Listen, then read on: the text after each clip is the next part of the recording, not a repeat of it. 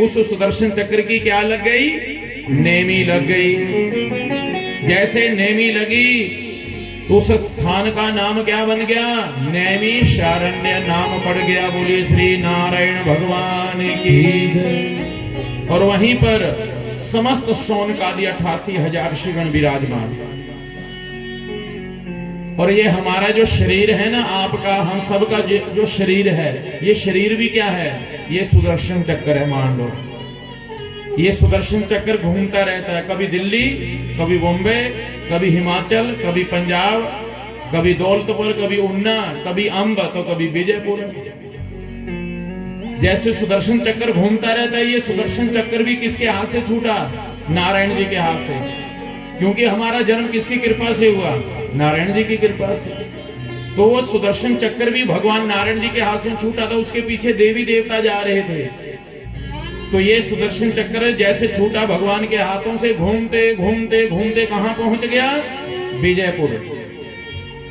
और विजयपुर में ये कौन सा शहर है? चारों तरफ देख लो, वन ही तो वन है। इधर देखो, इधर पेड़, इधर पेड़। घूमते घूमते सुदर्शन चक्र पहुंचा जहां पर। और आते ही क्या लग गया हमारा यहाँ पर? मन। मन क्या है? ये हमारा नेमी है। जैसे सुदर्शन चक्र की जो नेमी, उसकी बड़ी तीव्र गति होती है। आप ये नहीं पता लगा सकते ये सुदर्शन चक्र चला हुआ या स्थिर है, बड़ी तीव्र गति से घूमता है। ऐसे ही हमारा मन भी बड़ी तीव्र गति से घूमता है। 1 मिनट में बॉम्बे, 1 सेकंड में दिल्ली, 1 सेकंड में कहीं शिमला, कहीं घूमो। ऐसे शिमला से भी घूमते घूमते ये शरीर हमारा पहुंच गया विजयपुर। और आते ही आपका मन जहां लगा, जैसे यह मन लगा तो इस स्थान का नाम ही क्या पड़ गया? नैमिषारण्य नाम पड़ गया। बोली लक्ष्मी नारायण भगवान की। और जैसे वहां मन लगा तो शौनकादि 88,000 ऋषियों ने वहां आकर के डेरे डाल लिए। क्या डाल लिए? डेरे। शौनकादि 88,000 ऋषियों को पता था कि कुछ वर्षों के बाद यहाँ पर भागवत भगवान जी का आगमन होगा। यहाँ पर भागवत जी की कथा होगी। अभी कथा शुरू नहीं हुई थी। उससे पहले वहां आकर के उन्होंने अपने आश्रम बना लिए। मानो जैसे अभी कथा शुरू नहीं हुई थी, परंतु पहले कोई शिमला से, कोई चंडीगढ़ से आकर के उन्होंने भी इधर डेरे डाल लिए थे। कौन? भागवत जी की कथा होगी। यहाँ हमारे यहाँ भगवान आएंगे।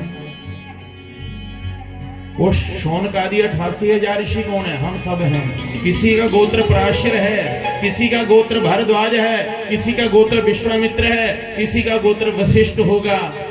तो जो जिनका गोत्र है, आप उस ऋषि की क्या है? संतान है।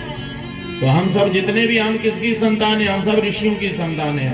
मानो शौनकादि 88,000 ऋषिगण यहाँ विराजमान है। प्रेम से कहो जय श्री कृष्ण। शौनकादि 88,000 ऋषिगण वहां विराजमान सोच रहे थे, देखो ये कैसा हो भाग्य इस धरती का। बताओ, भागवत भगवान जी ने जब आना था ना जहां पर, तो क्या सोचा मैं कहां जाऊंगा?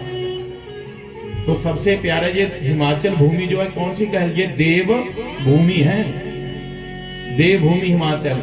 और हिमाचल के अंदर भी कितने जिले हैं? 12 जिले हैं। उन जिलों में से भी सबसे प्यारा जिला कौन सा लगा मेरे ठाकुर जी को? उन्ना। अब उन्ना जिले के भी अंदर बहुत तहसीलें हैं, और सबसे बढ़िया तहसील कौन सी लगी? अंब तहसील। अब अंब तहसील के भी अंदर कितने गांव हैं, पर केड़ा पिंड अच्छा लग गया मेरे ठाकुर जी को? ये विजयपुर।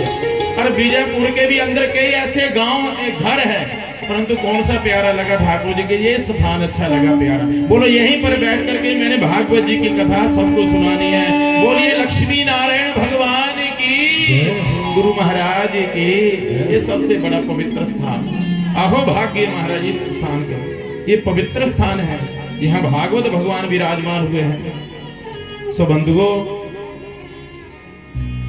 यहाँ भागवत भगवान विराजमान हुए, उनके हम सब दर्शन कर रहे हैं। शौनकादि 88,000 ऋषिगण मन में सोच रहे हैं कि कलयुग आने वाला है, कलयुग में घोर अनर्थ होगा, पापाचार बढ़ जाएगा, स्त्री अपने धर्म को त्यागेगी। जो आज हम सब देख रहे हैं ना, ये शास्त्रों में पहले लिख चुका है। घोर अनर्थ होगा। अभी कलयुग कली प्रथम चरण है, कलयुग का पहला चरण है। माताओं बहनों प्रभु प्रेमियों, कलयुग की आयु कितनी है? 4,32,000। और कलयुग को आए हुए कोई ज्यादा समय नहीं हुआ, 5,100 कुछ वर्ष ही हुए हैं। अभी 5 लाख तो अकेले साइड में पड़े हुए हैं। और कलयुग में हम सब देख रहे हैं कितना अनर्थ हो रहा है। परंतु आप जैसे जो भक्त हैं भगवान के, वो भगवान की शरण में आ रहे हैं। वो कह रहे हैं भगवान की भक्ति करो, भगवान की शरण में आ जाओ। प्रेम से कहो जय श्री कृष्ण। मेरी आवाज आप तक पहुंच रही है कि नहीं? आपकी आवाज क्यों नहीं आ रही मेरे पास? अच्छा व्रत रखा होगा ना आपने? हाँ, धीरे धीरे बोलना, एनर्जी लगती ना तो खूब खा पी करके आए हैं। थोड़ा जोर से बोलो जय श्री कृष्ण। ये तपोस्थली है जहां बैठे हुए हैं आप। और जितना भजन करोगे, जितना नाम उच्चारण करोगे, भगवान उतने प्रसन्न होंगे। क्योंकि ये नाम ना मेरा है ना आपका, ये नाम है भगवान का।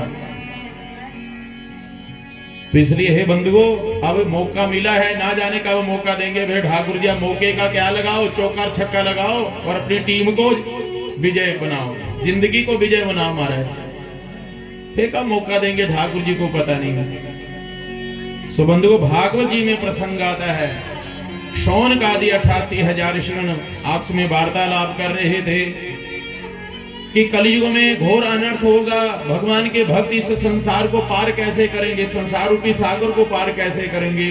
तब उसी समय श्री सूत जी महाराज जी का आगमन हुआ। और जैसे श्री सूत जी महाराज जी का आगमन हुआ, शौन का आदि 88,000 ऋषिगण उठ करके खड़े हो गए, उनके चरणों में दंडवत प्रणाम किया। प्रणाम करके ही सूत जी कहते हैं आप मुझे प्रणाम मत कीजिए, क्योंकि मैं आपकी आयु में छोटा हूं। 12 वर्ष के बालक थे महाराज, तपस्वी थे, यशस्वी थे। परंतु सूत जी कहते आप मुझे प्रणाम मत कीजिए। शौनक जी कहते हैं कि धन वृद्धा बल वृद्धा आयु वृद्धा तथैव च ते सर्वविज्ञान वृद्धश्च किंकरः शिष्य किंकरः। बोलिए श्री लक्ष्मी नारायण भगवान की जय। श्री शौनक जी कहते हैं सूत जी से, महाराज धन वृद्धा बल वृद्धा, जिसके अंदर जिसके पास ज्यादा धन होता है उसको भी हम क्या कहते हैं? ये बहुत बड़ा आदमी है, बहुत बड़ा इंसान है, उसको भी हम बड़ा कहते हैं। बल वृद्धा, जिसके अंदर ज्यादा बल हो उसको भी हम क्या कहते हैं? ये बहुत बड़ा पहलवान है, बलवान है। आयु वृद्धा तथैव च, जिसकी आयु बड़ी है। मान लीजिए आप हमसे बड़े हैं तो आपको भी क्या कहेंगे? आप हमसे बड़े हैं, बड़े हैं भी हमसे। परंतु शास्त्र क्या कहते हैं? जो 4 वेदों को जानने वाला, 6 शास्त्रों को जानने वाला, 18 पुराणों को जानने वाला, उपनिषदों को जानने वाला, और साथ में भगवान का प्रिय भक्त हो, भक्तों का भी प्रिय भक्त हो, सेवकों का भी सेवक हो, वो बड़ा है महाराज। खाली ये नहीं कि हम विद्वान तो हैं, परंतु हमारे अंदर क्या आ गया? अभिमान। तो अभिमानी भगवान को क्षण मात्र के लिए प्रिय नहीं लगते। आपने भागवत जी की कथा में सुना होगा, उद्धव जी को किस बात का अभिमान हुआ कि मैं बृहस्पति का शिष्य हूं, मेरे जैसा विद्वान नहीं। और बृहस्पति का शिष्य उद्धव जी को भगवान ने क्या किया? फिर ग्वालों के दर्शन करवाए जरा। मीरा ने कॉलेज का मुख नहीं देखा, मीरा ने कोई डिग्री नहीं ले रखी थी, परंतु एक बात सुनिए, मीरा को कौन मिले? वो शामले शाह मेरे ठाकुर जी मिले। लता मंगेशकर जो थी उसका कंठ कितना सुंदर था, कितना अच्छा कंठ था लता मंगेशकर का। एक भजन के ऊपर कितनी दुनिया सारी झूम जाती थी महाराज। लता मंगेशकर को भारत की सरकार ने क्या दिया? राष्ट्र पुरस्कार दिया। किसको? लता मंगेशकर को। परंतु उस लता मंगेशकर को भगवान नहीं मिले। भगवान किसको मिले? मीरा को मिले। मीरा का कंठ अच्छा नहीं था, मीरा गाती थी अपनी मस्ती से गाती, जो भी था गाना भगवान को रिझाना, दुनिया को प्रसन्न नहीं करती थी मीरा। मीरा प्रसन्न करती थी केवल अपने गिरिधर गोपाल को, अपने ठाकुर जी को। एक बात, हमारा कंठ अच्छा है नहीं अच्छा, आपका कंठ अच्छा है नहीं अच्छा, परंतु ठाकुर जी को रिझाने के लिए प्रयास करने के ठाकुर जी प्रसन्न हो जाए, जैसे भी है हमारी सेवा से ठाकुर जी प्रसन्न हो जाए, जैसे तैसा हूं ठाकुर जी मैं तेरा हूं, कि तेरा तुझको सौंप के क्या लागे है मेरा, मेरा मुझ में कुछ नहीं, जो कुछ है सो तेरा। ठाकुर जी को रिझाइए, प्रेम से कहो जय श्री कृष्ण। सौभाग्य जी में प्रसंग आता है, शौनक जी कहते हैं महाराज हम तो केवल शून्य हैं, आप तो वेदों को जानने वाले हैं, पुराणों को जानने वाले हैं, इसलिए आपके श्री चरणों में कोटि कोटि प्रणाम। आता सब कुछ था, जानते सब कुछ थे, कौन? शौनक आदि 88,000 ऋषिगण, परंतु किसी से कुछ प्राप्त करना हो ना तो अपने आप को क्या बना लेते हो? छोटा बना लेते हैं। हमारे हम तो शून्य हैं, हमें कुछ नहीं आता, हम अज्ञानी हैं। अपने आप को जो शून्य बनाए ना, वो शून्य बड़ी काम की होती है। एक के पीछे लग जाए तो 10 अंक, 2 लग जाए 100, और शून्य बढ़ती चली जाए 1000, 2 लाख, करोड़, अरब, खरब, एक के पीछे लगेंगे तो कीमत बढ़ती चली जाएगी। किसकी? शून्य की। अब एक के आगे लग जाएंगे तो एक ही कीमत बढ़ेगी। अब एक कौन है? वो केवल नारायण भगवान, उनके पीछे लग जाओ, हमारी और आपकी वैल्यू, कीमत बढ़ती चली जाएगी। इसलिए हे प्रभु प्रेमियों, किसी से कुछ प्राप्त करना हो, चाहे ज्ञान प्राप्त करना हो, चाहे धन, बोलो महाराज मैं बड़ा गरीब हूं। जब किसी से क्या लेना हो, सहायता मांगनी हो, मैं बड़ा कमजोर हूं, तो जिससे यदि कुछ ज्ञान प्राप्त करना हो तो बोलो हम हमारे क्या, हम अज्ञानी हैं। झुक जाता है वो, ज्ञानवान है। अरे जिस पेड़ के ऊपर ज्यादा फल लगे हो वो पेड़ हमेशा ही झुका रहता है। इसलिए हे बंधुओं, शौनक जी कहते हैं हम अज्ञानी, हमें कुछ नहीं आता, आता सब कुछ था। सफेद दाढ़ी वाले महात्मा, जैसे एक बेटा, एक शिष्य गुरु जी के पास गया, कहा गुरु जी मैंने हारमोनियम सीखना, मुझे हारमोनियम नहीं बजाना आता। गुरु जी ने पूछा बेटा 2-4 सरगम वगैरह आते? बोले कुछ नहीं, जीरो हूं मैं। तो कहा बेटा ठीक है, हम तेरे को हारमोनियम सिखा देंगे। जय श्री कृष्ण। परंतु इसके बदले गुरुजी आप कोई क्या सेवा करें? कहा बेटा कुछ नहीं सेवा देंगे आपसे। नहीं नहीं गुरुजी कुछ न कुछ तो सेवा करेंगे आपकी। चलो ठीक है बेटा, मुझे 5,000 रुपया दे देना 1 महीने का। ठीक है। और दूसरा चला गया मेरे जैसा, कहा जा गुरुजी मैंने भी हारमोनियम सीखना। ठीक है सिखा देंगे। कुछ आता भी है बजाना? हाँ गुरुजी 2-4 सरगम आती है मुझे। अच्छा ठीक है। गुरुजी क्या सेवा लोगे? तेरे से बेटा 21,000 रुपया। गुरुजी उससे 5,000 रुपया ले रहे थे जिसको कुछ नहीं आता, और हम उससे 21,000 रुपया ले रहे हो जिसको 2-4 सरगम आती भी है। कहा बेटा जो ब्लैक बोर्ड के ऊपर पहले लिखा है ना, पहले वो साफ करने के लिए भी मेहनत ज्यादा करनी पड़ेगी। तेने सीखना नहीं है, पहले मुझे तू सिखाएगा, पहले मुझे तू सिखाएगा, फिर बाद में मैं तुझे सिखाऊंगा। मेहनत ज्यादा करनी पड़ेगी, इसलिए ज्यादा ले रहा हूं। जबकि देखो जो शौनक आदि 88,000 ऋषिगण थे, जानते सब कुछ थे, परंतु अपने आप को शून्य समझा। हम अज्ञानी हमारा पूजन किया, बैठाया उनके ऊपर, आसन के ऊपर बिठा करके मात्र केवल एक छोटा सा प्रश्न कर दिया। क्या प्रश्न किया? कि काल प्याल मुख ग्रास त्रास निर्नाश हेतवे श्रीमद् भागवतम शास्त्रम खलु कीरेण भाषितम। बोलिए श्री लक्ष्मी नारायण भगवान की। काल ब्याल मुख ग्रास, हम सब किसके ग्रास बने हुए हैं माताओं? उस काल के मुख के ग्रास बने हुए हैं। जैसे एक अजगर सर्प ने क्या किया, ऊपर का जबड़ा ऊपर लगा रखा, नीचे का जबड़ा नीचे लगा रखा, उसके बीच में हम सब बैठे हुए हैं। और कब तक जीवित हैं? जब तक वो अपना मुख बंद ना कर ले। जैसे मुख बंद किया, हमारी और आप सबकी राम नाम सत्य, छुट्टी। शौनक जी ने प्रश्न किया सूत जी से, महाराज बिना सत्कर्म किए हुए किसी की मृत्यु ना हो, हम सब बने हैं काल के मुख के ग्रास। जैसे हम सबको पता है किस बात का कि मरना है हमने एक न एक दिन, क्योंकि जन्म कहाँ लिया है, मृत्यु लोक में जन्म लिया। जिसने मृत्यु लोक में जन्म लिया उसकी मृत्यु निश्चित है। दूसरों को कहते रहेंगे ओ डरो डरो, किससे डरो, भगवान से डरो, मरना है एक न एक दिन। अरे भगवान ने हमें जन्म डराने के लिए दे रखा है क्या? नहीं ना। माता पिता अपने बच्चों को डराते नहीं हैं, परंतु डराते कब हैं, जब बच्चा कर्म अच्छे नहीं करता। ऐसे हम सब भी उस परमात्मा के संतान हैं, बच्चे हैं।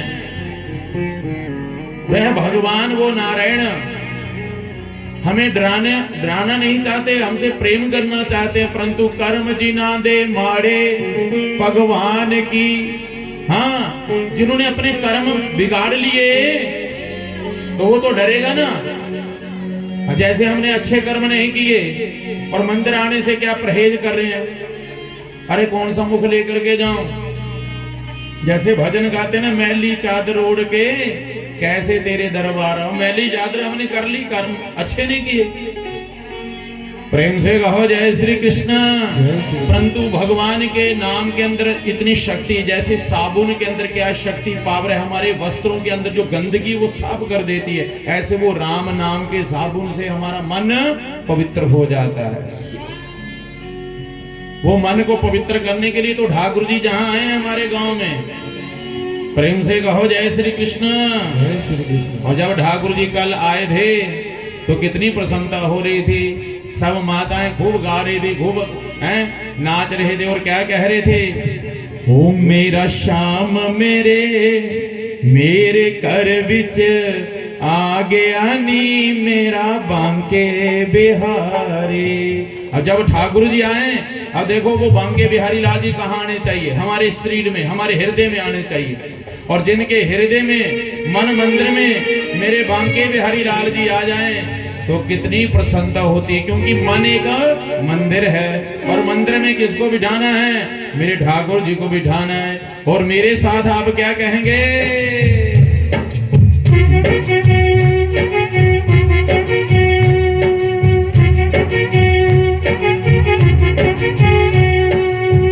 मेरे कर विचे आ गया नी मेरा बांके बिहारी। मेरे कर विचे आ गया नी मेरा बांके बिहारी। मेरे कर विचे आ गया नी मेरा बांके बिहारी। मेरे कर विचे आ गया नी मेरा बांके बिहारी। बांके बिहारी मेरा कृष्ण मुरारी। बांके बिहारी मेरा कृष्ण मुरारी। बांके बिहारी मेरा कृष्ण मुरारी। बांके बिहारी मेरा कृष्ण मुरारी। मेरे कर विचे आ गया नी मेरा बांके बिहारी। मेरे कर विचे आ गया नी मेरा बांके बिहारी।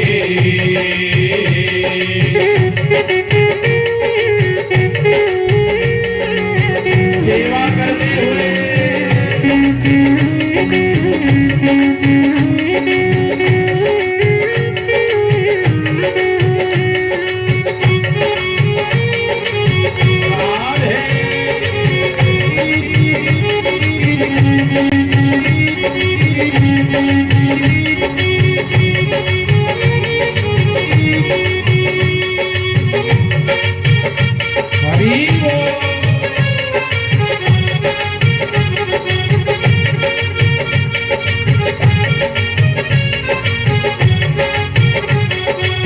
हसदा हसदा बेड़े बड़िया।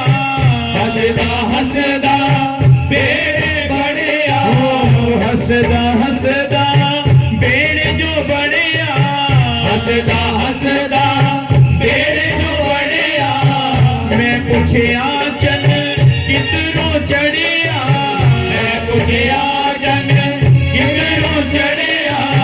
हंस के अंदर आ गया नी मेरा बांके बिहारी। मेरे कर विच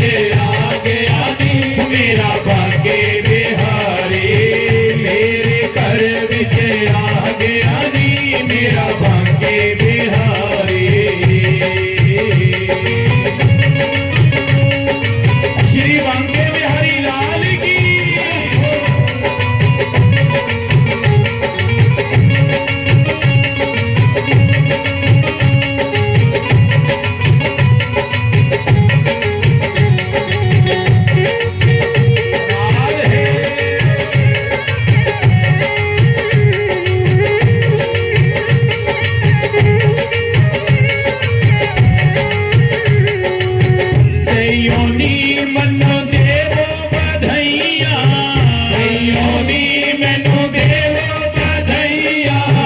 खुशियां वालिया घड़ियां जो आया, खुशियां वालिया घड़ियां जो आया, सयोनी मनो देवो बधाया।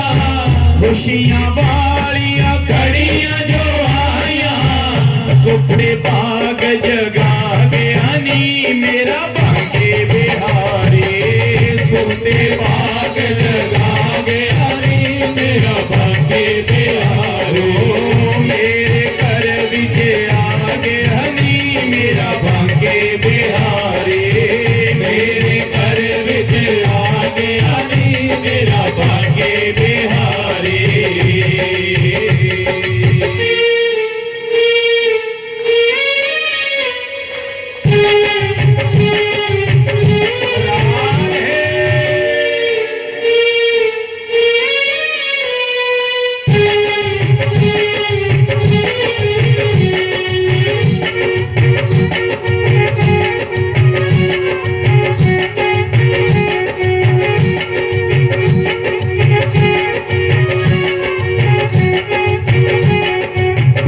योनी में हो गई चल्ली, योनी में हो गई चल्ली, श्याम मना मन तुर गई कल्ली, श्याम मना मन तुर गई कल्ली। योनी में हो गई चल्ली, श्याम मना मन तुर गई कल्ली। अपना मैनू बना गया नी मेरा बांके बिहारी। अपना मैनू बना गया नी मेरा बांके बिहारी। मेरे घर विच आ गया नी मेरा बांके बिहारी। मेरे घर विच आ गया नी मेरा बांके बिहारी। बांके बिहारी मेरा कृष्ण मुरारी। बांके बिहारी मेरा कृष्ण मुरारी। बांके बिहारी मेरा मदन मुरारी। बांके बिहारी मेरा मदन मुरारी। मेरे घर विच आ गया नी मेरा बांके बिहारी। मेरे घर विच आ गया नी मेरा बांके बिहारी। मेरे घर विच आ गया नी मेरा मदन मुरारी। मेरे घर विच आ गया नी मेरा मदन मुरारी। जय जय श्री राधे श्याम। मेरे घर विच आ गया नी मेरा बांके बिहारी। ओ बांके बिहारी मेरा कृष्ण मुरारी। बांके बिहारी मेरा कृष्ण मुरारी। मेरे घर विच। हाँ तो बोलते क्यों नहीं हो आप? मौन व्रत रखा है। आज मौनी अवस्था नहीं है, वो हो गई है। मौन को तोड़ दो। जब कथा सुनी तो मौन धारण करके कथा सुनी। प्रेम से कहो जय श्री कृष्ण। ये शरीर हमारा एक मंदिर है। इस मन के अंदर, शरीर के अंदर जो मन है वो मंदिर, वहां बांके बिहारी लाल जी विराजमान करें। कई लोग कह देते हैं, आपको भी कहते होंगे, क्या मन पवित्र होना चाहिए, कथा में क्या रखा है, मन पवित्र होना चाहिए, मंदिर में क्या रखा है, सत्संग में क्या रखा है, वो मन पवित्र होना चाहिए, क्या रखा है, क्या रखा है। उनको पूछना, किनसे पूछना, जो ये कहते हैं मंदिर में क्या रखा है, कथा में क्या रखा है, उनसे पूछना कि मन पवित्र होता कैसे है। खाली बोलने से नहीं होता मन पवित्र।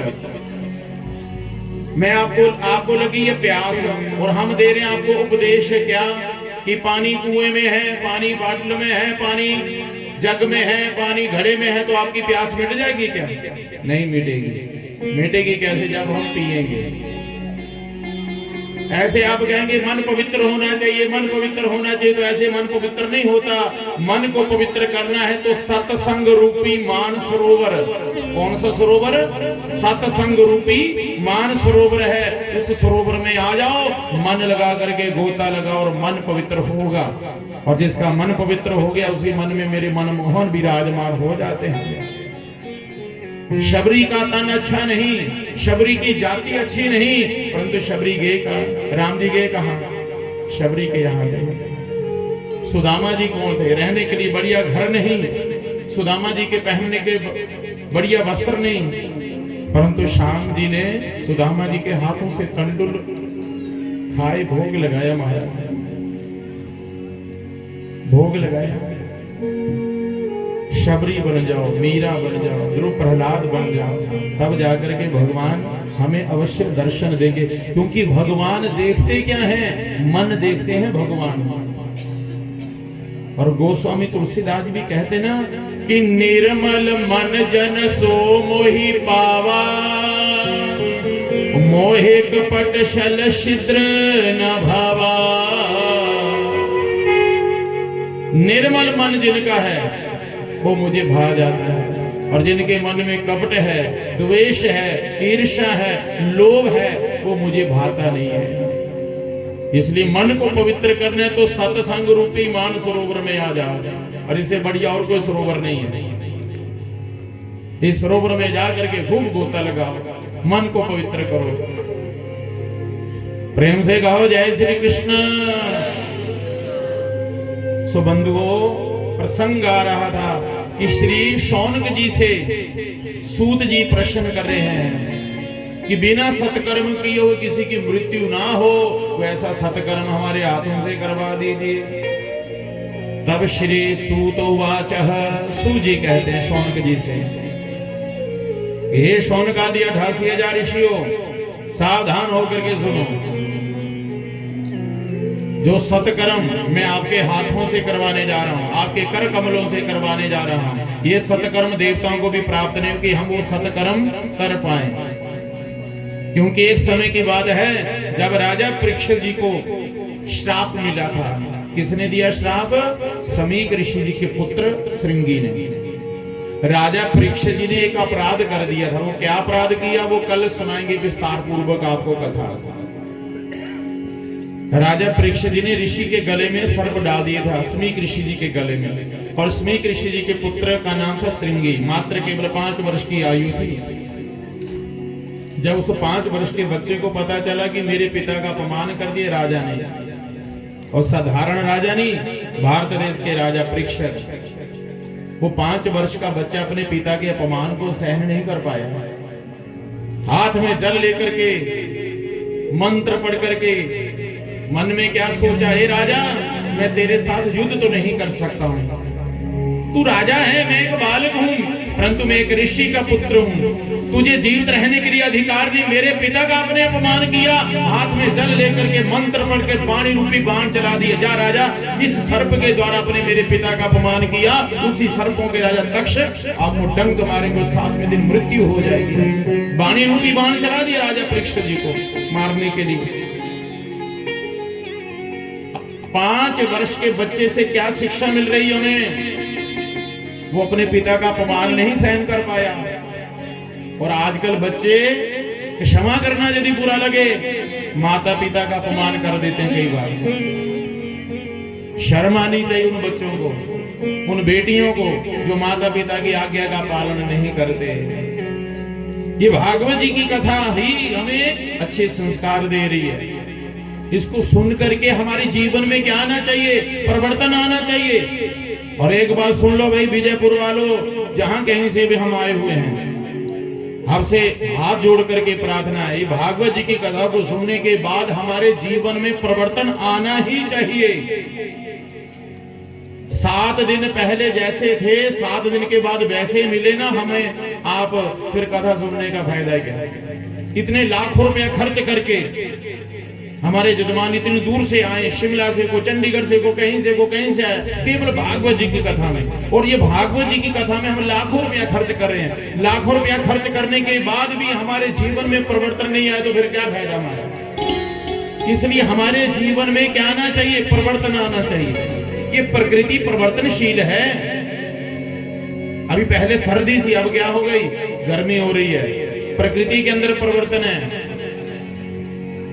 हमारे शरीर में परिवर्तन आ रहा है। शरीर में परिवर्तन आ रहा है कि नहीं? पहले हम बालक थे, बड़े हुए, मोटे थे, पतले हो गए, बूढ़े हो गए, शरीर में परिवर्तन। परंतु परिवर्तन कहां नहीं आ रहा है? इस सोच में। इधर इसे अंग्रेजी में क्या कहते हैं? हेड। हेड मास्टर नहीं है। इसको, बुद्धि को, इसके अंदर थोड़ा परिवर्तन करो। सोच बदलिए, विचारों को बदलिए। जब तक वो विचार नहीं बदलेंगे ना, हमारे बुद्धि में परिवर्तन नहीं आएगा ना, तो बंधुओं कह भी देते ना, ये मंद बुद्धि का बच्चा जैसा था बचपन में वैसे ही आज भी वैसे ही है। तो हम मंद बुद्धि के नहीं है। हमारे जीवन में परिवर्तन आना चाहिए। मरने के बाद में भी तो परिवर्तन आना है कि नहीं महाराज जी? मरने के बाद कहां आता परिवर्तन? कोई सर्प की जोनी में जाता है, कोई नेवले की जोनी में जाता है, कोई कुत्ते की जोनी में जाता है। शास्त्रों में लिखा है जो हम मानव हैं, मनु महाराज जी की संतान हैं, तब नाम पड़ा हमारा मानव। तो मानव बन करके मानव वाले कर्म करने हमने। मरने के बाद परिवर्तन नहीं, जीते जी परिवर्तन लाना चाहिए। पहले चाहे हम खाते थे पीते जो भी आप, परंतु आज हम मानव हैं। हमने भागवत जी की कथा सुनी है। आप जहां से जाएंगे तो पता लगना चाहिए कहां से आए हैं। ये बीजापुर से आए, अरे इनकी अलग पहचान है। ये भगवान के भक्त हैं, उनकी अलग पहचान होनी चाहिए। यूनिफॉर्म हमारी अलग होनी चाहिए। प्रेम से कहो जय श्री कृष्ण। इसलिए भागवत जी की कथा का पुण्य प्राप्त हमें हो, हमारे जीवन में परिवर्तन आए। 5 वर्ष के बच्चे ने वाणी रूपी बाण चला दिया राजा परीक्षित जी को मारने के लिए। राजा परीक्षित जब आए, महलों में पहुंचे ना, अच्छा राजा परीक्षित जी ने ऐसा अपराध क्यों किया, ये कल विस्तार पूर्वक कथा सुनाएंगे आपको। आज केवल इतना है कि राजा परीक्षित जी को श्राप मिला है। महलों में आए, पत्नी रोने लगी, अपने पुत्र को राज तिलक किया, बिठाया और स्वयं पहुंच गए थे कहां? शुकताल के ऊपर। शुकताल के ऊपर पहुंच करके श्री वेद व्यास जी के जो परम प्रिय लाडले, जो प्रिय भक्त हैं, प्रिय सुपुत्र हैं, श्री सुखदेव जी का आगमन हुआ। और जैसे श्री सुखदेव जी महाराज आए, शौन का आदि 88,000 ऋषिगण उठ करके खड़े हुए, उनका स्वागतम किया, उनका पूजन किया। सो बंधुओं, उस समय की बात है कि सुखदेव जी महाराज राजा परीक्षित जी को ये भागवत रूपी अमृत पिलाने लगे थे। जो भागवत रूपी अमृत आप पिएंगे। उसी समय क्या हुआ? स्वर्ग लोक से समस्त देवी देवता आए। इंद्र वरुण देवता आए कहां से? स्वर्ग लोक से। और आते हुए क्या ले आए? स्वर्ग लोक का अमृत। स्वर्ग लोक का अमृत लेकर के आए और किसको दे दिया? सुखदेव जी को दे दिया। कहा महाराज जी अमृत ले लीजिए और राजा परीक्षित जी को पिला दिए। अच्छा ये बात सुनो ध्यान पूर्वक, स्वर्ग लोक का अमृत और ये भागवत रूपी अमृत, ये दोनों पक्षपाती हैं। भागवत जो अमृत है ये पक्षपाती नहीं, परंतु स्वर्ग लोक का अमृत पक्षपाती है। श्रीमद् भागवत रूपी अमृत ये पक्षपाती नहीं है, क्योंकि भागवत रूपी जो अमृत है ये चोर भी पी सकते हैं। कौन पी सकते हैं? चोर, डाकू, लुटेरे सब पी सकते हैं। कोई जेब कतरा भी आ जाए ना जहां कथा में, आप ये नहीं कह सकते महाराज जी ये जेब कतरा, इसको कथा नहीं सुनानी, नहीं। भगवान के जब जहां कथा में आ गए तो सबको ये अमृत पीना है, पक्षपाती नहीं है।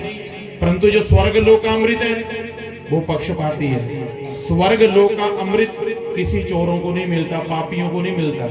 उसके लिए पीने के लिए क्या करने पड़ेगा? शुभ कर्म करने पड़ेंगे। हमें भजन करना पड़ेगा, दान करना पड़ेगा, गौ सेवा करनी पड़ेगी, भजन कीर्तन करते करते राम राम राम कहते प्राणों को त्यागना पड़ेगा।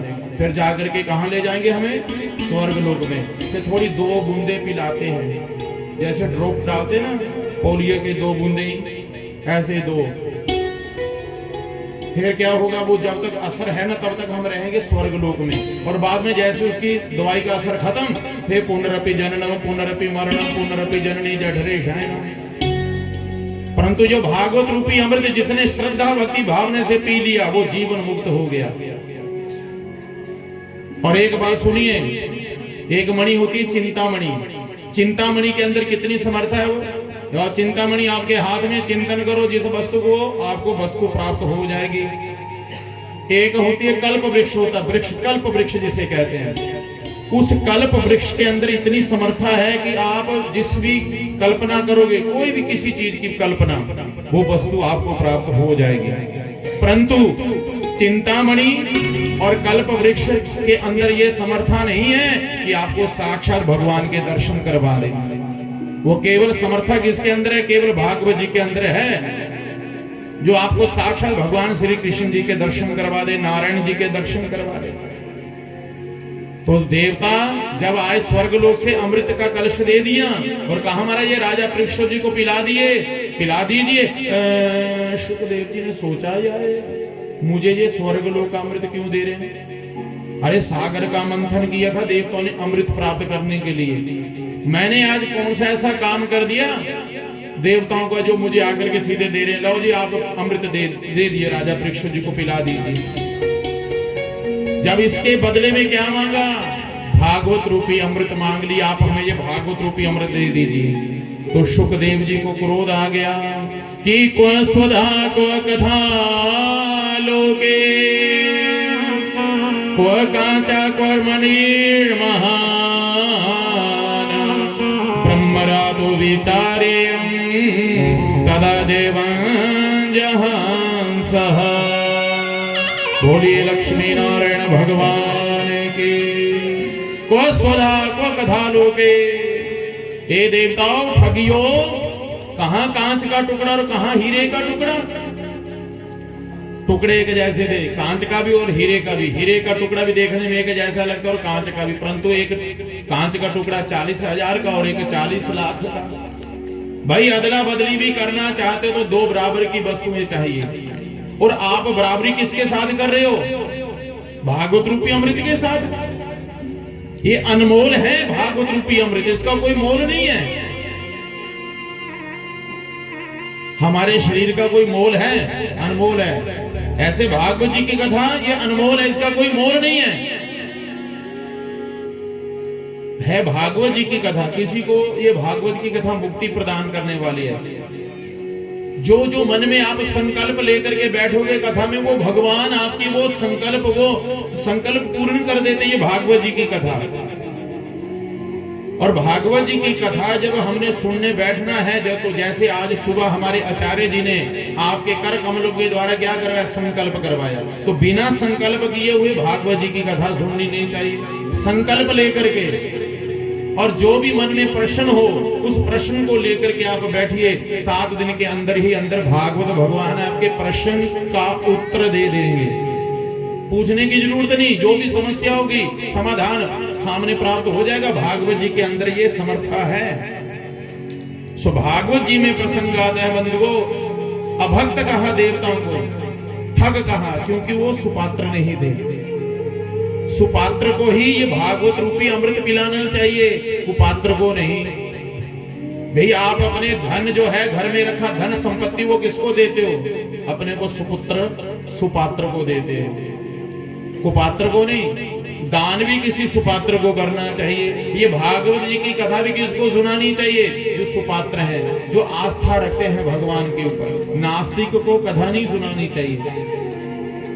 प्रेम से कहो जय श्री कृष्ण। देवताओं को भक्त कहा, देवता भगा दिए वहां से, बोलो नहीं सुनानी आपको कथा। अब देवता बेचारे भाग करके कहां गए? अपने पिताजी के पास। देवताओं के पिता ब्रह्मा जी ब्रह्मलोक में गए। जाकर के पिताजी हमें भागवत रूपी अमृत पीना, भागवत रूपी अमृत पीना। पिताजी हमें ऐसे गए थे वहां कथा सुनने के लिए, हमें अभक्त कहा, ठग कहा, और वहां से भगा दिया हमें ठग कहकर। ब्रह्मा जी ने कहा बेटा बैठे रहो यहीं इधर। परिणाम क्या निकलता 7 दिन के बाद? ये देखो क्या निकलता 7 दिन के बाद परिणाम। भागवत जी का परिणाम 7वें दिन निकल जाता है। बच्चों की परीक्षा का परिणाम कब निकलता है? आपके तो उधर शायद निकल गया दिसंबर में निकल जाता, जनवरी में, परंतु हमारे इधर 31 मार्च को निकलता। अभी बच्चों के पेपर शुरू हो गए। और पेपर कब होते हैं? साल के बाद। पहले 6 महीने तो चलो अलग बात है, परंतु साल की परीक्षा का परिणाम 31 मार्च को निकलता है। और 31 मार्च को जब परिणाम निकलता है तो बच्चे हंसते हैं, को खुश होते हैं, को रोते हैं बेचारे। बच्चों की परीक्षा का परिणाम 1 वर्ष के बाद, और हमारी जिंदगी का हमारी जिंदगी का भी परिणाम निकलेगा। किसी का 70 वर्ष के बाद, किसी का 80 वर्ष के बाद, और किसी का 90 वर्ष के बाद, किसी का 40 वर्ष के बाद निकल जाता है। और उधर भगवान पूछेंगे, भाई चित्रगुप्त से पूछेंगे, जमराज भी, हाँ चित्रगुप्त जरा बही खाता निकाल इनका, कितना कितना इसने को भजन किया, दान पुण्य कर्म किया। तो हाँ, जो तो राम राम राम कहते, जिन्होंने प्राण छोड़ दिए उनको वे सीधे डायरेक्ट ले जाते बैकुंठ लोग, उनके बेही खाता नहीं निकाला जाता है। बेही खाता हमारे जैसा का निकाला जाता है, पढ़ा जाता है, महाराज जी हमेशा पाप कर्म ना कुछ नहीं किए। फिर हाँ जरा ध्यान से देख, जरा चश्मा लगा करके, बीजापुर में जब भागवत जी की कथा हो रही थी तो मैंने ये दान किया था, मैंने 1 दिन का भंडारा दिया था, मैंने वहां 11,000 रुपया दान किया था। जरा चश्मा निकाल के जरा देख, जरा ध्यान से चित्रगुप्त जी। तो चित्रगुप्त जी चश्मा लगा के ध्यान से, हाँ महाराज जी जहाँ विजयपुर में भागवत जी की कथा हुई थी, उस भागवत जी की कथा में ये बैठा था, 7 दिन कथा सुनी, इसने ये दान किया, वो दान किया, ये अच्छा इसने महाराज केवल ना 100 रुपया दान किया। अच्छा, इसका पुण्य केवल है कि स्वर्ग लोक का जो दरवाजा है ना, इसके दर्शन करवाओ और वापस ले आओ। स्वर्ग लोक के अंदर मत ले जाना। परंतु हमारे जैसे के चलाक भक्त भी होते ना, जमदूत के कंधे के ऊपर बिठा करके ले गए, बोलो वो सामने देख लो स्वर्ग लोक का दरवाजा है, बोलो थोड़ा यार हाथ था लगान दे मनु अगे किसको, दरवाजे को मैंने करते, मेरा भाई नहीं है, मेरा बड़ा भाई बन गए, दरवाजे को हाथ लगाने दे, मैं एकदम वापस आ जाऊंगा। और बड़े चलाक होते हैं ना कलयुग के भक्त, जब दुख होता है ना तो बड़े रोते हैं, और जब सुख आ जाता ऐसे मारा गए तो जैसे हाथ लगाए ना तो कंधे से मारी छलांगा और कहां बढ़ गया, स्वर्ग लोक में। बोलो टाटा, अब नहीं, अब जमदूत तो बेचारे जा नहीं सकते। तो कहने का भाव अर्थ है ऐसा लिखा नहीं है, भागवत में जाकर पोती वो ग्रंथ पढ़ना मत शुरू कर देना, भी कहां ये लिखा जो पंडित जी सुना रहे थे। ये केवल दान की महिमा है। तो आज मौका मिला है, फिर ना जाने का मौका मिलेगा आप सबको। प्रेम से कहो जय श्री कृष्ण। सो बंधुओं, देवताओं ने, शुकदेव जी ने भक्त कहा भगा दिया, और जाकर के ब्रह्मा जी से कहा, ब्रह्मा जी ने कहा बैठे रहो जहीं पर। अभिमानी ब्रह्मा ना तो कथा सुनने गए और ना कथा सुनी। 7वें दिन परिणाम क्या निकला कि स्वर्ग लोक से एक विमान गया, उस विमान में राजा परीक्षित जी बैठे और सीधे बैकुंठ लोक को जाने लगे। और जब बैकुंठ लोक को जा रहे थे तो उसी समय ब्रह्मलोक में बैठे ब्रह्मा जी क्या देख रहे, अरे ये विमान में कौन जा रहा है, अरे राजा परीक्षित जा रहे हैं, राम राम। तुरंत ब्रह्मलोक में जाकर के तराजू लेकर के तोड़ने लगे। किसको? एक पलड़े में भागवत जी को रखा और दूसरे पलड़े में किसको रखा? जो भी शुभ कर्म करने से पुण्य प्राप्त होते हैं। मान लीजिए आप किसी प्यासे को जल पिलाते तो भी क्या है, ये पुण्य है। भूखे को रोटी खिला दे तो ये भी एक पुण्य है। जो भी शुभ कर्म करने से पुण्य प्राप्त होते हैं उनको दूसरे पलड़े में रख लिया और तराजू लेकर के तोला। और जिस पलड़े में भागवत जी को विराजमान किया वो पलड़ा नीचे रह गया, दूसरा पलड़ा ऊपर उठ गया। तब ब्रह्मा जी ने हाथ ऐसे पीटा अपना माथा। ओहो, मैं अभिमानी ब्रह्मा सोच रहा था कि ये को पोथी है जिसे पढ़ करके सुना रहे थे राजा परीक्षित जी को। कौन? शुकदेव जी। अरे नहीं, ये कोई पोथी नहीं है, ये कोई ग्रंथ नहीं है, साक्षात भगवान श्री कृष्ण जी का वांग्मय स्वरूप है। बोलिए श्री कृष्ण भगवान की। तो ऐसे कहीं हम और आप भी 7वें दिन ऐसे माथा ना फोड़ी करे अपना। आज तो पहला दिन है, कल चलेंगे, परसों चलेंगे, चौथ चलेंगे, आज तो ये दूसरा दिन है, कल चलेंगे कथा सुन, आज तो तीसरा दिन। ऐसे करते करते 7 दिन बीत जाएंगे, कथा में आने का अवसर नहीं मिलेगा। इसलिए आज तो पहला दिन था ना, कथा में समय सारणी कुछ आगे पीछे हो रही थी, तो कल से अभी मैं पूछूंगा कि समय सारणी क्या कथा की रखी। वैसे तो निश्चित किया गया समय 11:30 बजे से लेकर के 3 बजे तक कथा का समय। ठीक 11:30 बजे कथा शुरू हो जाएगी, 3 बजे तक, जैसे आगे इच्छा ठाकुर जी की, प्रेम से कहो जय श्री कृष्ण। तो ऐसा हाल हमारा ना हो, कैसा जैसा कि किसका हुआ था, ब्रह्मा जी का। तो आप कथा में आए, कथा सुने, ये भागवत रूपी अमृत है, इसको पिए, क्योंकि इसको पीने के लिए देवता भी तरसते हैं। देवता भी तरसते हैं कि हमें मनुष्य का जन्म मिले। देवता तरसते हैं। जब हम राम कथा में प्रसंग आता है कि प्रभु श्री राम जी जब सकेत धाम को चले, तो हनुमान जी को भी कहा, हनुमान जी चलो हमारे साथ। हनुमान जी ने कहा चलेंगे प्रभु, परंतु वहां पर कथा मिलेगी आपकी सुनने के लिए। बोलो राम जी मिल जाएंगे तो राम कथा सुन करके बोलना, हमारा जो कथा में आनंद है ना वो कहीं नहीं, मुझे नहीं जाना चाहिए। हनुमान जी यहीं रह गए हमारे मृत्यु लोक में। तो इसलिए माताओं, हरि का नाम अमृत है, हमें पीना नहीं आता, हमें पीना नहीं आता, हमें पीना नहीं आता।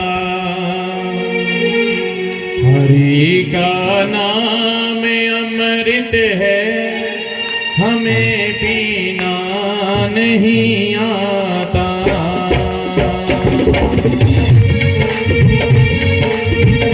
हरि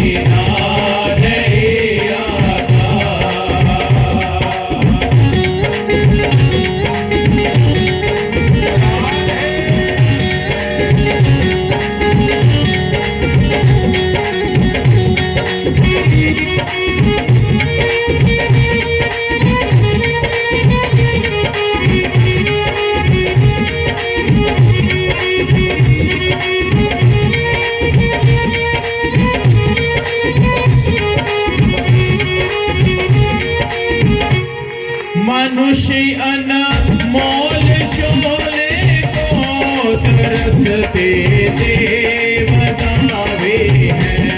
मनुष्य अनमोल चोले को तरसते देवता वे हैं।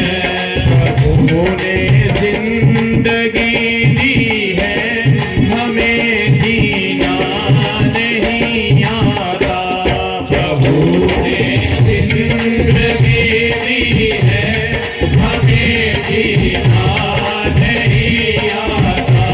प्रभु का नाम अमृत है, हमें पीना नहीं आता। हरि का नाम अमृत है, हमें पीना नहीं आता।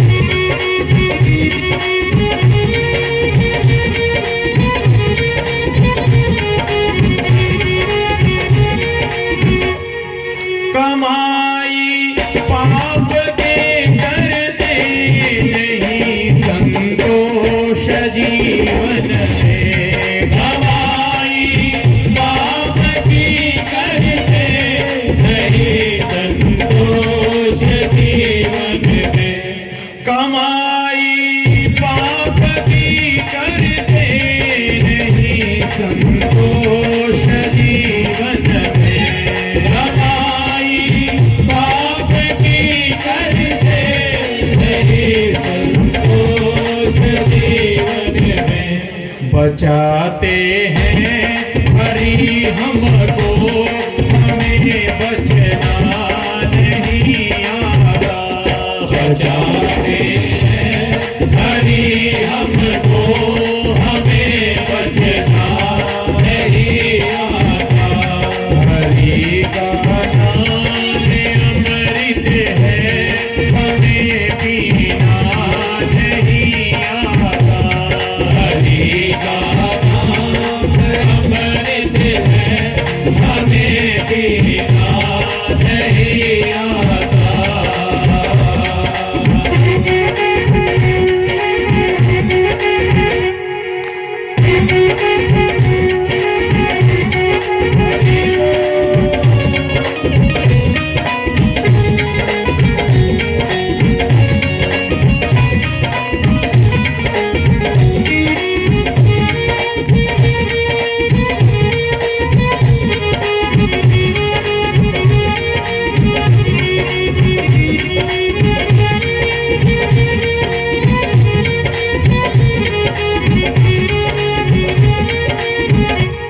बहुत उपदेश देते हैं, सुधरती है नहीं दुनिया।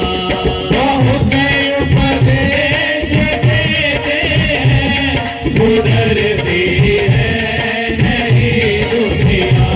बहुत उपदेश देते हैं, सुधरती है नहीं दुनिया।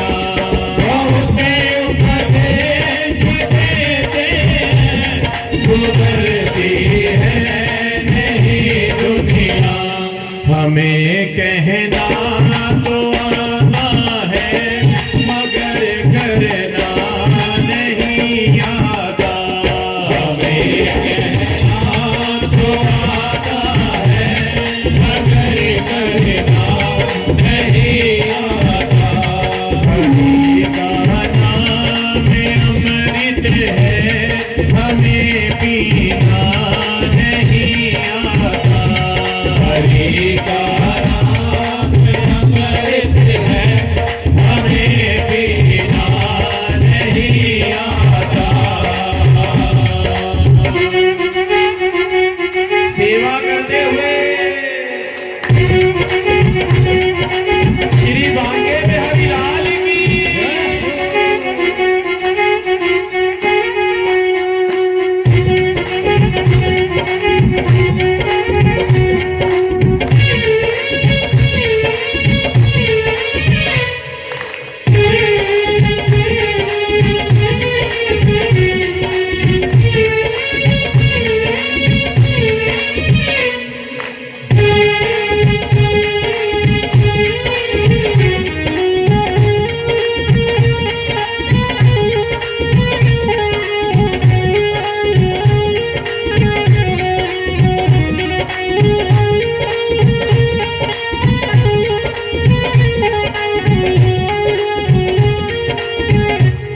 जरा सोचो, जरा समझो, जरा मन में विचारो तुम। जरा सोचो, जरा समझो, जरा मन में विचारो तुम। जरा सोचो, जरा समझो, जरा मन में विचारो तुम। जरा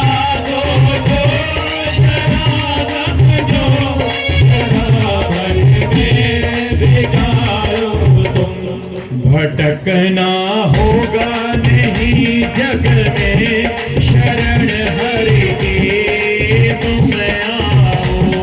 भटकना होगा नहीं जग में, शरण हरि की तुम आओ। हरि का नाम अमृत है, हमें पीना नहीं आता।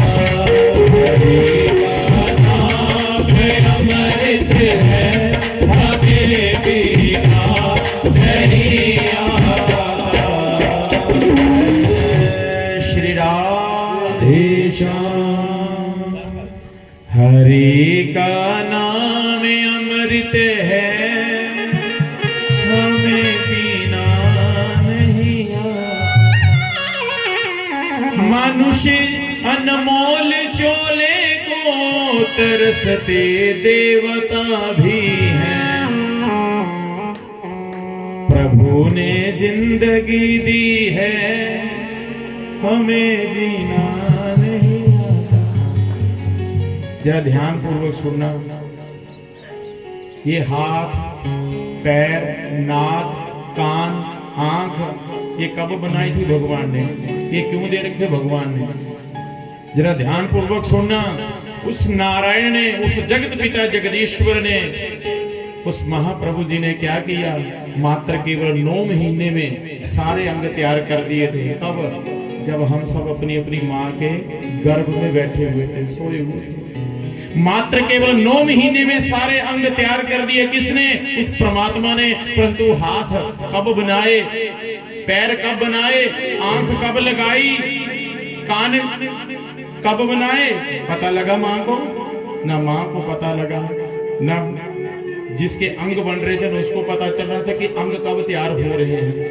ना मां को पता चलने दिया परमात्मा ने। मात्र केवल 9 महीने की बात है, उन 9 महीनों में सारे अंग तैयार कर दिए। परंतु ये आंख, नाक, पैर क्यों बना रखे हैं, क्यों लगा रखे हैं, ये समझते समझाते पूरी उम्र निकल जाती है।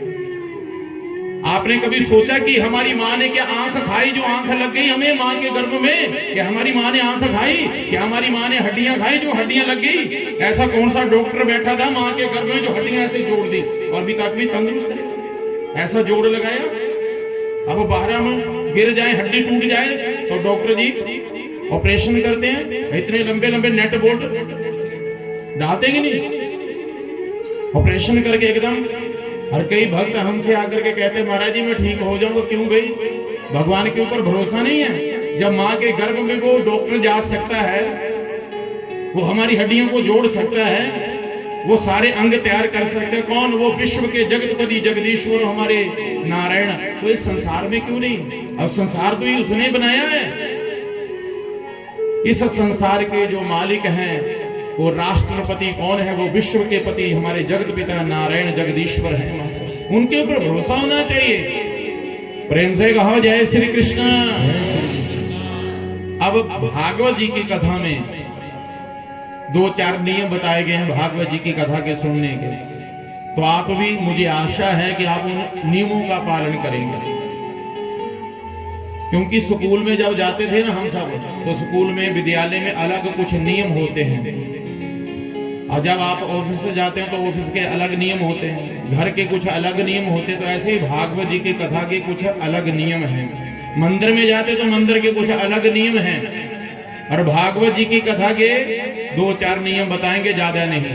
पहला नियम, जरा ध्यान पूर्वक सुनना। भागवत जी की कथा का सुनने का पहला नियम है कि निराहार रह करके भगवान की कथा सुननी चाहिए।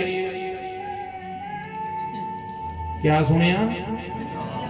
तब पंडित जी कल्याण तुम सुना लियो, फिर असं नहीं आना है ना भैना। कई ने बोल दिया होना हमसे नहीं निराहार। हम तो साल में 1-2 बार रहती है निराहार, है ना। कब कब?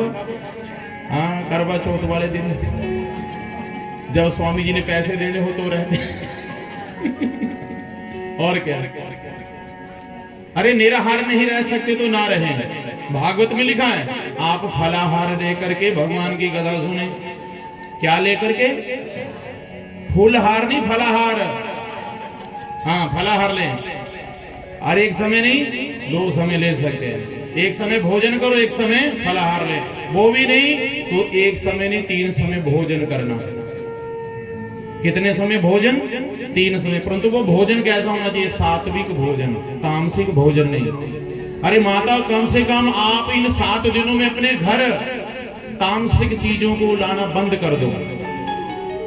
कम से कम, वैसे तो होते हो पूरी जिंदगी भर के लिए बंद कर दो।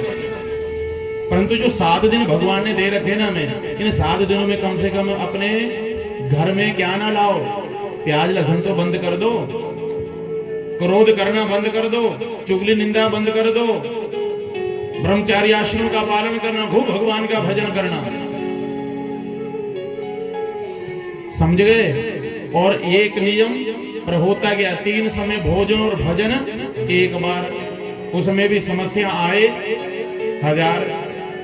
और भोजन करते कोई समस्या आ जाए तो महाराज जी क्या कहते हो, ठहर जा, तुमने बड़ी कोरी लगी और रोटी खांदा था रब भी।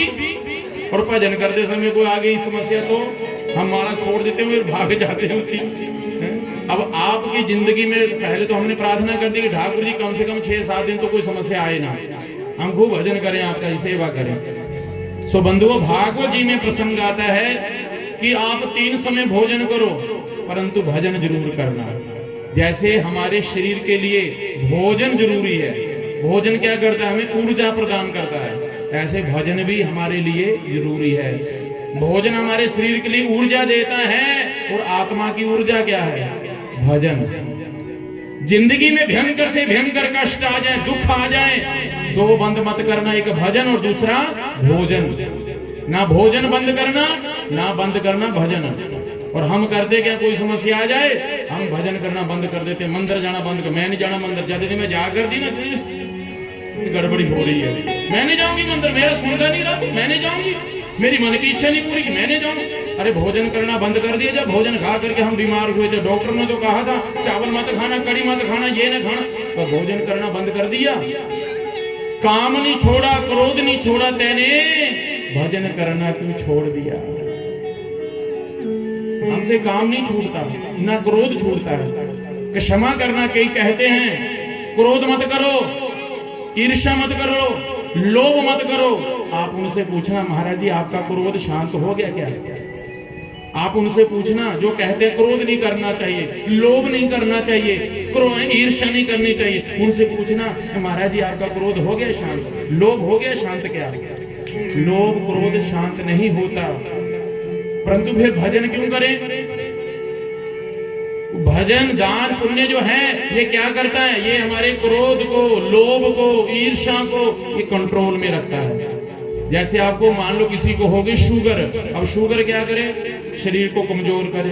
अच्छा शुगर होगी तो डॉक्टर सबसे पहले क्या बंद कर देता खाने के लिए, बोल दिए ही नहीं है, मिठा खाओ बोलो दवाई के, है ना, नहीं हमारे पहले मीठा बंद कर देते हैं। क्यों करते हैं बंद, क्योंकि शुगर का लेवल ज्यादा बढ़ चुका है, लेवल। जवान ना जब नहीं मीठा होता, जवान तो वैसी कड़वी रहती है। कई हमसे कहते बोलो महाराज जी शुगर तो बहुत बढ़ रही है पर मिठास नहीं आ रही जवान की। जवान की वही उड़ता ने पहले जैसे ही हमने कहा देखो भी डॉक्टर क्या कहा वैसा करो, तो डॉक्टर ने क्यों शुगर बंद की, शुगर का लेवल ज्यादा बढ़ गया, खाएंगे तो और बढ़ेगा। परंतु जो गोली खा रहे हैं हम, गोली से क्या शुगर खत्म हो जाती है, नहीं, उसका लेवल बन के रहता है। ऐसे जो भगवान का नाम है हरे कृष्ण कृष्ण कृष्ण हरे राम राम राम हरे कृष्ण कृष्ण कृष्ण हरे राम राम राम हरे। ये गोली सुबह शाम खाते रहना, इससे क्या होगा, लेवल बढ़ेगा नहीं, लेवल मन करेगा। शुगर जड़ से खत्म नहीं होती परंतु उसका लेवल नहीं बढ़ता। ऐसे ये भगवान का नाम है, ना हमारा क्रोध बढ़ेगा, ना लोभ बढ़ेगा, ना काम बढ़ेगा, उसका लेवल वहीं बना रहेगा। प्रेम से कहो जय श्री कृष्ण। तो इसलिए पहला जरूरी क्या बताया, आप भोजन करें परंतु भजन जरूर करना। और आसन कौन सा लगाना, जो 3 घंटे बैठ करके भगवान की कथा सुन सके। जो नीचे नहीं बैठ सकते वो चेयर के ऊपर बैठे, कुर्सी के ऊपर बैठे। कौन बैठे कुर्सी के ऊपर, जो नीचे नहीं बैठ सकता। अच्छा जो कुर्सी के ऊपर नहीं बैठ सकता वो लेट करके भी कथा सुन सकते हैं, परंतु पांव भगवान की ओर नहीं आने चाहिए, व्यासपीठ की ओर। वो कल्ले ने सारे लंबे ना भेजे कि महाराज जी ने तो मौजा कर दी आपको। हाँ जैसे हमारे महाराज जी आसन लेकर के आए ना, अपना ऐसे आसन भी ला सकते हैं, अपना ऐसे अपने आसन में लगा करके भगवान का भजन करें। और कल से जैसे महाराज जी क्या लेके आए, माला, ऐसे आप भी अपनी अपनी साथ में क्या लेके आना, इधर माँ लाना, अपनी माँ आ जाएगी ना, बच्चे को खूब आनंद आएगा।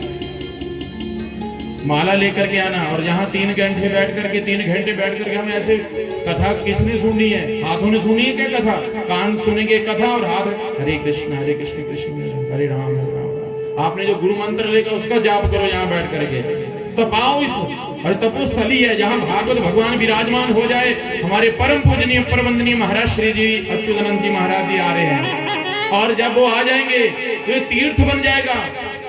ये पवित्र तीर्थ तो कल से बना हुआ, क्योंकि भागवत भगवान आ चुके हैं, परंतु और हमारे गुरु महाराज जब आ जाएंगे तो जय जयकार हो जाएगी महाराज। और बोलिए श्री सतगुरु भगवान की। सुबंधुओं, एक क्या काम बताना, आसन लाएं, नीचे नहीं बैठ सकते कुर्सी के ऊपर, कुर्सी के ऊपर नहीं तो लेट करके भी कथा सुननी है।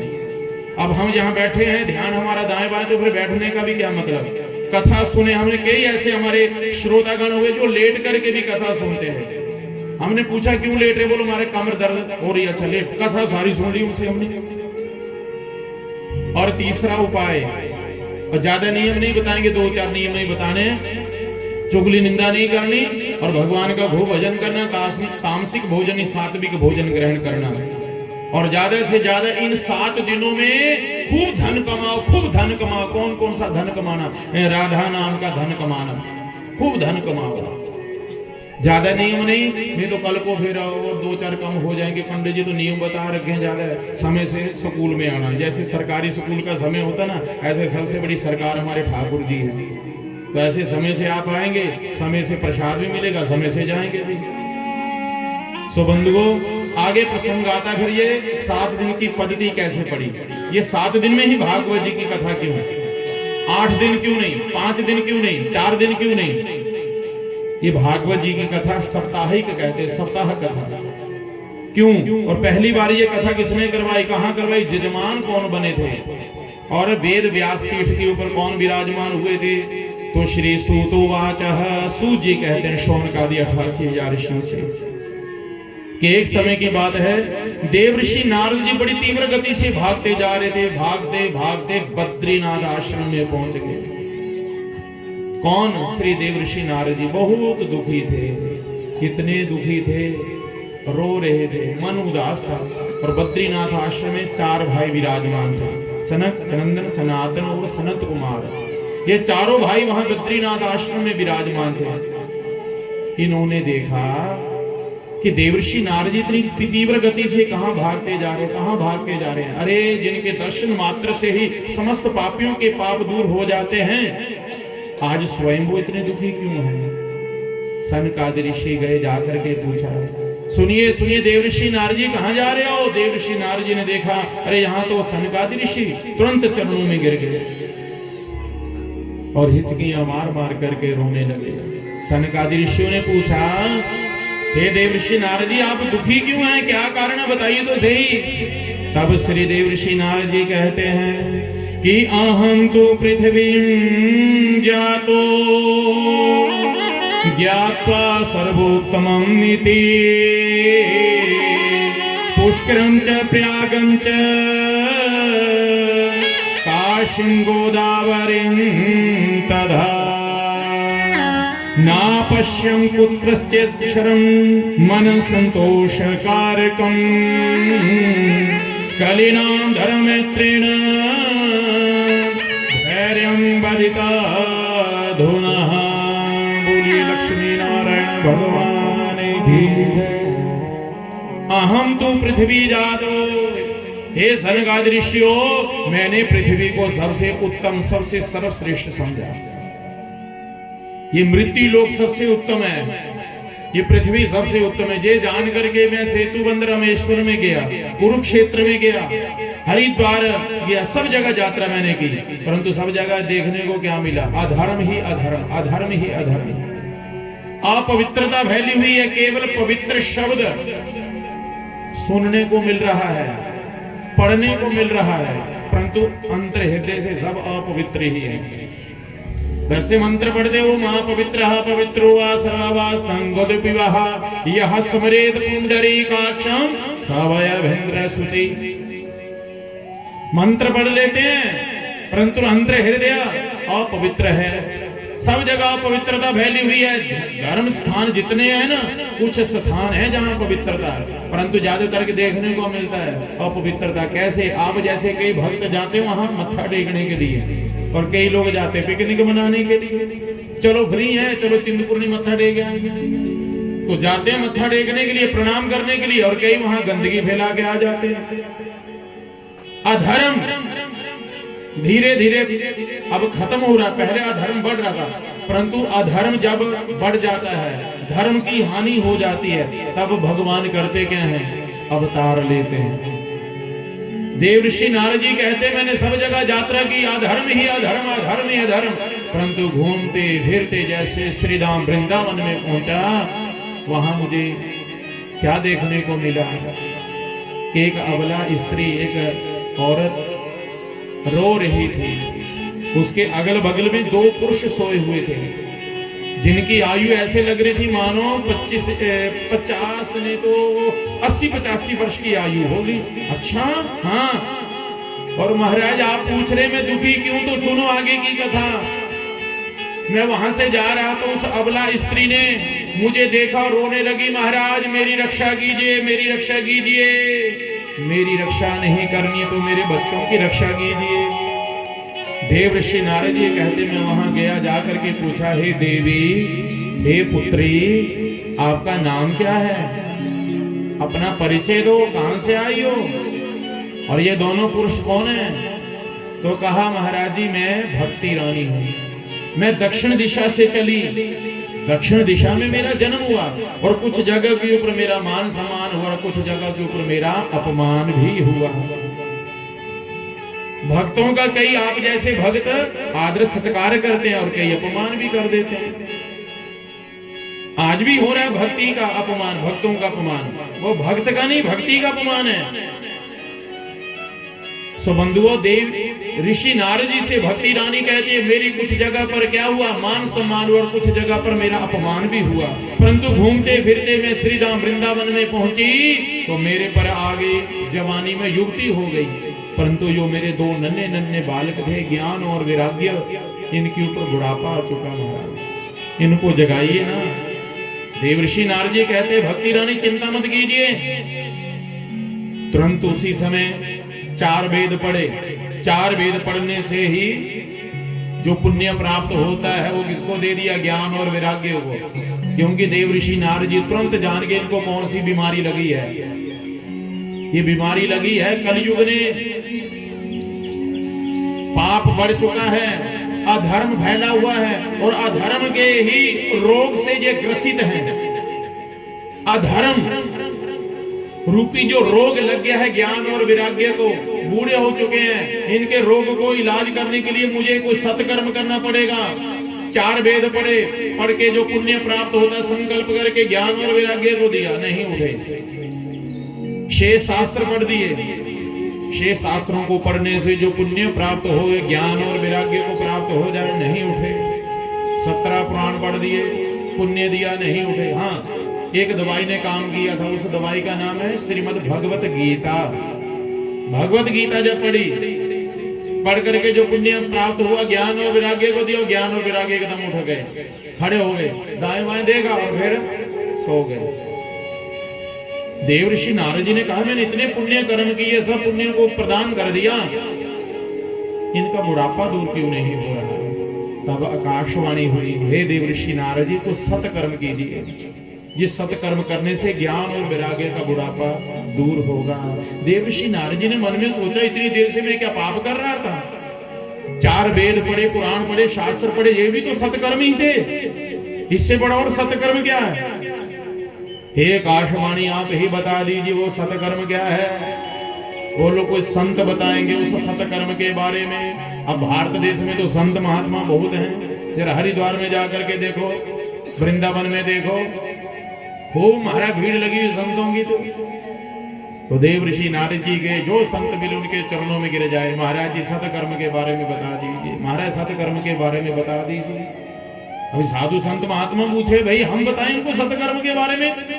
अरे कहीं हमारी परीक्षा तो नहीं ले रहे? ये ब्रह्मा जी के पुत्र हमसे पूछ रहे हैं। भाई कोई चंडीगढ़ पीजीआई का डॉक्टर आकर के हमारे गांव के डॉक्टरों को पूछे, ये भी दवाई कौन सी है, सिर पीड़ लग रही दवाई कौन सी है? तो हमारे गांव वाला डॉक्टर क्या पूछा, अरे इतना पढ़ा लिखा डॉक्टर मुझसे पूछ रहा कि परीक्षा तो नहीं ले रहा?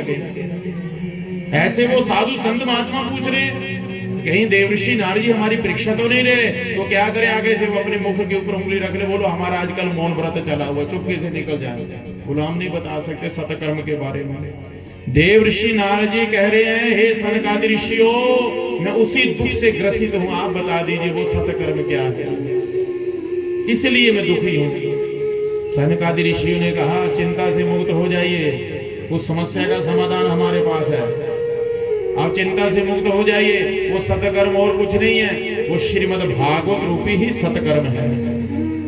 श्रीमद् भागवत रूपी सतकर्म करने से ज्ञान और वैराग्य का बुढ़ापा दूर हो जाएगा। बोलो महाराज जी, मैंने 4 वेद पढ़ दिए, शास्त्र पढ़ दिए, पुराण पढ़ दिए, तो अकेले ये भागवत जी की कृपा से कैसे उनका बुढ़ापा दूर होगा? क्योंकि ये भागवत जो है 4 वेद, 6 शास्त्र और 17 पुराणों का सार है, सार है, रस है। ये मैंने अलग अलग सुना दिए तो उससे फायदा नहीं हुआ, तो ये एक इससे क्या हो जाएगा? कहा देखो, जो वेद रूपी कल्प वृक्ष के ऊपर भागवत रूपी फल लगा है, और जो फल में गुण है वो गुण उसके पत्ते के अंदर नहीं है, उसकी टहनी के अंदर नहीं है। मतलब जैसे अभी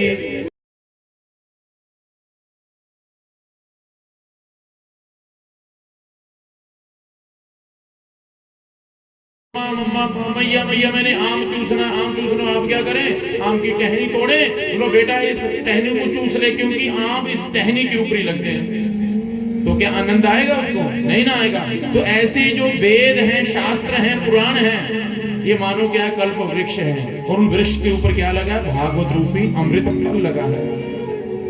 शौनक आदि 88,000 ऋषियों ने कहा आप ये सतकर्म कीजिए। कहा ठीक है, परंतु ये भागवत जी की कथा बद्रीनाथ आश्रम में नहीं हुई, बात जरूर हुई थी, वहां होगी कथा, परंतु बद्रीनाथ आश्रम में क्यों नहीं? क्योंकि बद्री का आश्रम में साधु संत महात्मा आए हुए हैं, बैठे हुए तपस्या में। और ये दो ध्यान लगा करके बैठो। पहले तो कोई 4 धाम की यात्रा को जाता नहीं था, आज से 50 साल पहले। जो 4 धाम की यात्रा में चले जाए वो गारंटी नहीं थी कि वापस आएगा भी, क्योंकि जाते उनकी क्या लग जाती, वहां समाधि लग जाती थी। और 4 धाम की यात्रा कौन करते थे? जिन्होंने अपने बच्चों की शादी कर ली, सारा काम निपटा लिया, फिर बाद में ना कहते मैं हूं चल रही कितने 4 धाम की यात्रा के लिए। क्यों? अब को गारंटी नहीं भी आऊंगी वहां से। वहां जाते थे पहले 4 धाम की यात्रा, अब तो ठाकुर जी की कृपा, जाओ सुबह शाम को वापस आ जाओ, दूसरे दिन वापस, भूल ठाकुर जी की कृपा। तो वहां साधु संत महात्मा समाधि लगा करके बैठे हुए थे। शौनक जी ने मन में सोचा किनको सुनाए कथा, सब तो समाधि लगा के बैठे हुए, मुझे श्रोतागण चाहिए। तो वहां से सीधे नीचे कौन सा है? हरिद्वार। हरिद्वार में बोलो जाएंगे, वहां भागवत जी की कथा करेंगे। कहाँ? अरे हरिद्वार में तो देखो इसलिए कि क्योंकि हरिद्वार में खूब आते हैं, वहां पर कुरुक्षेत्र वाले भी आ जाएंगे हरिद्वार में, और हिमाचल वाले भी हरिद्वार में आ जाएंगे, दिल्ली वाले भी आ जाएंगे। हाँ, यदि इनको सुननी हो ना बाबा को जो समाधि लगा के बैठे, जो थोड़ा नीचे आ जाएंगे। वहां पर कई ऐसे घाट हैं, कुशा घाट है, आनंद घाट, राम घाट, कितने घाट है, परंतु उनमें से एक घाट है आनंद घाट। उस नंद घाट के ऊपर, आनंद घाट के ऊपर ही रेत इकट्ठी की, वहीं पर सनकादि ऋषि विराजमान हुए, और देवर्षि नारद जी आगे जैसे आप बैठे हुए ऐसे बैठ गए, संकल्प करके भागवत जी की कथा शुरू की। अभी भागवत जी की कथा की महिमा को ही सुन रहे थे कि आकाश से एक स्त्री, एक औरत आई, जो अगल बगल में छोटे छोटे नन्हे नन्हे बालकों को लेकर के आई, और देवर्षि नारद जी के चरणों में प्रणाम किया। प्रणाम देवर्षि नारद जी, प्रणाम। देवर्षि नारद जी नाम खोल के देखो, कौन हो आप बेटी? कहां से आई हो? कौन हो आप बेटी? पुत्री कौन हो आप? महाराज जी मुझे नहीं पहचाना आपने? नहीं नहीं मैंने नहीं पहचाना, मैं महाराज जी वो हूं जो आपको मिली थी वृंदावन में, मैं महाराज जी भक्ति हूं, भक्ति। अरे भक्ति रानी आप? हाँ महाराज जी आपकी कृपा से मेरे पुत्रों का बुढ़ापा दूर हो गया, ये मेरा ज्ञान, ये मेरा वैराग्य पुत्र है, आपकी कृपा से मेरे बच्चों का बुढ़ापा दूर हो गया। देवर्षि नारद जी कहते हैं ये मेरी कृपा नहीं हुई है, ये कृपा हुई है भागवत भगवान की। बोलिए श्रीमद् भागवत भगवान की, मेरी कृपा नहीं हुई है। भक्ति रानी ने कहा महाराज अब आई हूं, अब मैं संपूर्ण कथा सुन करके जाऊंगा। क्योंकि जिनकी महिमा को सुनने मात्र से ही मेरे पुत्रों का बुढ़ापा दूर हो गया, मैं युवती हो गई, मेरे बच्चे युवा हो गए, मैं उस परमात्मा की संपूर्ण कथा सुन करके जाऊंगा। अब महाराज जी मुझे बैठने के लिए आसन दे दीजिए, मैं कहाँ बैठूं? अब देवऋषि नारद जी ने सोचा कहां से आई है कथा सुनने के लिए? वृंदावन से आई है, ये तो नहीं को अंब से आए हैं, या अंदौरा से आए, या कुल्लूही से आए, या बंजार से आए, या शिमला, और इतनी दूर से आए। कहा देखो भक्ति रानी, इस पंडाल में जितने भी भक्त बैठे हुए ना, जाओ उनके हृदय रूपी मंदिर में जाकर के बैठ जाओ, और हृदय में जाकर के भक्ति रानी विराजमान हो गई। बोली भक्त वत्सल भगवान की। तो हम सब यहाँ 3 घंटे या 4 घंटे बैठ करके क्या कर रहे हैं? भक्ति कर रहे हैं, और भक्ति को जवानी आई हुई है। और आप सब भक्ति करें, भक्ति को जवानी, परंतु ज्ञान नहीं, तो वैराग्य कहां से उत्पन्न होगा? हमारे ही 2 पुत्र हैं, ज्ञान और वैराग्य। बातें तो करते हैं हम वैराग्य की, कई बार मुझे वैराग्य उत्पन्न हो गया, अब मैंने मोह माया छोड़ दी, अब मैं महाराज जी 12 महीने हो गए पैसे में हाथ नहीं लाता। एक हमारे भक्त मिले, कह रहे महाराज जी अब मैं पैसे को हाथ नहीं लगाता, 12 महीने छोड़ दिया मैंने पैसे को, और बाद में छूटे का हम माया पीछे छोड़ दी महाराज। वैराग्य की बातें करते हैं आप भी कई बार। कब? जब हमारे घर में लड़ाई झगड़ा होता ना, मैं चली जाऊंगी महाराज जी के साथ, उधरी रहूंगी महाराज जी के साथ, सेवा करूंगी, बैठे रहना इधर अकेले हैं, मैं नहीं अब आऊंगी वापस। परंतु जब रेलवे स्टेशन के ऊपर पहुंचे गाड़ी लेने के लिए, तो तुरंत उसी समय क्या होता है? बोलो पोते नु गिरी संभालना पीछे थे, पोता मेरा पोती है, बहू ने बोल दिया तो क्या हुआ, चलो वापस, वैराग्य खत्म। बंदर जैसा वैराग्य हमारे ऊपर आता है, 10 मिनट के लिए बोलो छोड़ दूंगा, अब संसार मोह माया कुछ नहीं है, यही रह जाएगा, कुछ नहीं है, ठीक है। अब यहाँ पर भी कथा सुन रहे हैं ना, हम गर्दन हिला हिला के हाँ ठीक है महाराज जी ठीक कह रहे हैं। गरुड़ पुराण में लिखा है, भागवत जी की कथा जा, फिर कोई भी पुराणों की कथा सुनते समय की बुद्धि नंबर 1, नंबर 2 बीमार जब हम होते हैं उस समय की बुद्धि, नंबर 3 जब अंतिम संस्कारों में जाते उस समय की बुद्धि हमेशा हमेशा स्थिर रहे ना, तो मनुष्य कभी पाप कर्म कर ही नहीं सकता। परंतु होता क्या, जब हम बीमार होते ना उस समय बोले ठाकुर जी एक बार बचा लो मनो, गुरु जी एक बार बचा लो, हैं आगे से ये काम नहीं करूंगा, ये खाऊंगा नहीं, ये नहीं पीऊंगा, ये बुरा काम नहीं करूंगा करूंगी। जब हम ठीक हो जाते हैं, बहू कोई बात नहीं थोड़ी सी चीनी डाल दो, डॉक्टर का काम है बोला को अल्लाह में पी लेती है, कोई बात नहीं तो क्या हुआ, बीमार हो जाएंगे तो फिर तड़फेंगे।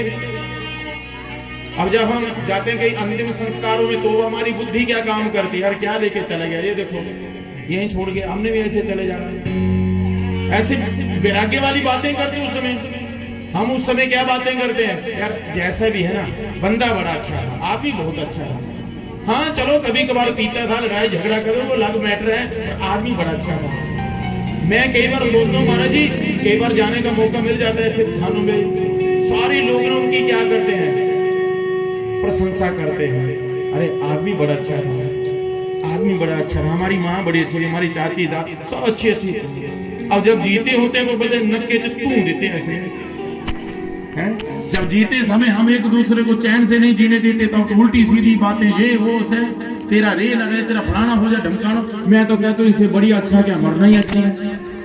मरने के बाद ही गुण दिखाई देते मनुष्य को, जीते जी क्यों नहीं गुण दिखाई देते? जीते जी हमें